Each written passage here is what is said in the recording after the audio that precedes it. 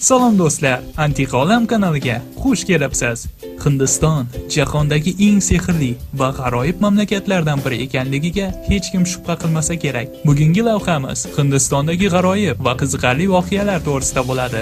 Marhamat, tomosha qiling. Hindiston janubida dunyodagi eng og'ir vaznli qizaloq tug'ildi.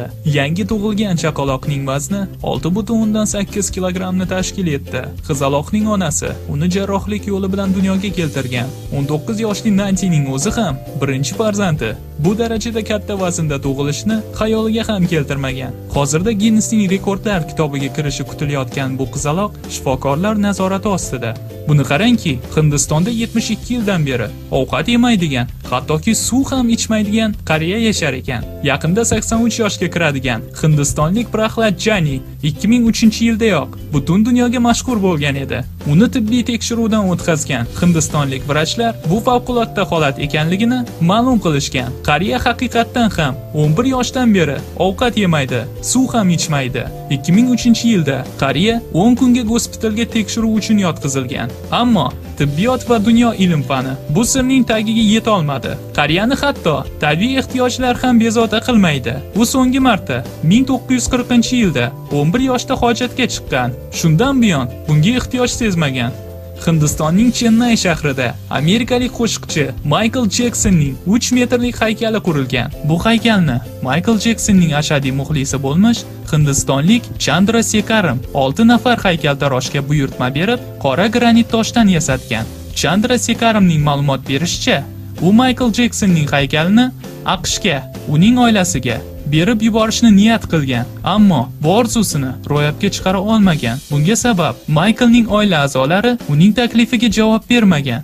Hindistonning Gujarat shtatida yashovchi ayol bir boshli Siam egizaklarini dunyoga keltirdi. Ona farzandlaridagi patologiyani homiladorlikning 7-oyida bilib qolgan. U hech narsaga qaramay bolalarni saqlab qolishga qaror qilgan. Egizaklarning har ikkalasida o'z oyoqlari, yuragi va qo'llari bo'lgan. Biroq bosh va jigar ikkalasida ham bitta bo'lgan. Shifokorlar mazkur hodisaga birinchi marta guvoh bo'lishganini aytishmoqda. Ularning so'zlariga ko'ra, klinikaning 140 yillik tarixida Siam egizaklari 4 marotaba dunyoga kelgan. Egizaklarning onasi moddiy ahvoli tang bo'lganligi sababli tibbiy ko'rikdan homiladorlikning 7-oyida o'tgan. Chaqaloqlarning vazni 1 kilodan sal ko'proq bo'lgan. Ular bor yo'g'i 6 daqiqa yashab halok bo'lishdi. Hindistonning Pradesh shahrida yashovchi fuqaro 1 daqiqa ichida 79 ta kishini quchoqlab dunyo rekordini o'rnatdi.